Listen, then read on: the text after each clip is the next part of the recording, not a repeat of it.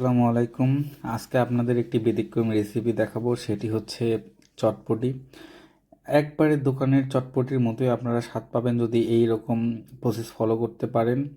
প্রথমেই আমরা দিয়েছিলাম ডাবলি বুট, এর মধ্যে দিয়েছিলাম মসুরের ডাল, এর মধ্যে দিয়েছিলাম একটি আলু। দেওয়ার পরে প্রায় প্রেসার কুকারে 60টির মতো শীষ দেওয়া পর্যন্ত রেখে দিয়েছিলাম ভালোভাবে সিদ্ধ হওয়ার জন্য। এরপরে কড়াইতে পেঁয়াজ ভেজে নিচ্ছিলাম। পেঁয়াজ যখন বাদামি হয়ে যাবে তার মধ্যে কিছু মশলা অ্যাড করে দিবেন, আদা রসুন এগুলো মশলা দেওয়ার পর এগুলো আরেকটু নেড়ে নিচ্ছিলাম, কারণ আমি ফ্রিজ থেকে ডিরেক্ট আমি তেলে দিয়েছিলাম, এর জন্য গলতে অনেক সময় লাগছিল। এরপরে দিয়ে দিচ্ছিলাম সিদ্ধ করা ডালগুলো। সিদ্ধ করা ডাল দেওয়ার পরে একটু ভালোভাবে নেড়ে নিচ্ছিলাম যেন এই মশলাগুলো ভালোভাবে সরে যেতে পারে। এরপরে দিয়েছিলাম চটপটির আসল মশলা, যেটার মাধ্যমে চটপটির স্বাদ দ্বিগুণ হয়ে যায়। এটা দেওয়ার পরে দেখতে পাচ্ছেন যে চটপটির কালার পুরোটাই চেঞ্জ হয়ে গিয়েছিল। চটপটির মশলায় আসলে চটপটির স্বাদ দ্বিগুণ করে দেয়। এটার স্বাদ হয়েছিল পুরাই একদম দোকানের থেকে অনেক স্বাদ।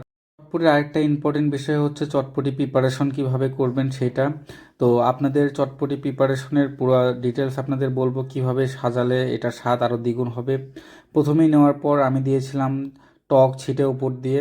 টকটা তৈরি করেছিলাম তেঁতুল এবং চিনি দিয়ে মিশ্রিত পানি, সেটা দিয়েছিলাম চটপটির উপরে। তারপরে দিয়েছিলাম পেঁয়াজের কুচি, এরপরে দিয়েছিলাম ধনিয়া পাতা। এগুলো পরিমাণ মতো অবশ্যই দিতে হবে উপরে, না হলে এটা স্বাদ পরিপূর্ণভাবে পাওয়া যাবে না। দিয়েছিলাম শসা, তারপরে দিয়েছিলাম ডিমের অংশ। ডিমের অংশ আমি 3-4 লেয়ারে দিয়েছিলাম, কারণ এটার যেন প্রত্যেকটা অংশে আমি ডিমের স্বাদ পাই, এজন্য অল্প অল্প করে আমি 3-4 লেয়ারে দিয়েছিলাম এটা। এরপরে দিয়েছিলাম নিমকির গুঁড়ো উপর দিয়ে, কারণ আমার কাছে ফুচকা ইনস্ট্যান্ট ছিল না, এই জন্য আমি নিমকির গুঁড়োটাই উপর দিয়ে দিয়েছিলাম। এরপরে দিয়েছিলাম আমি আবার ডিমের অংশ কিছু।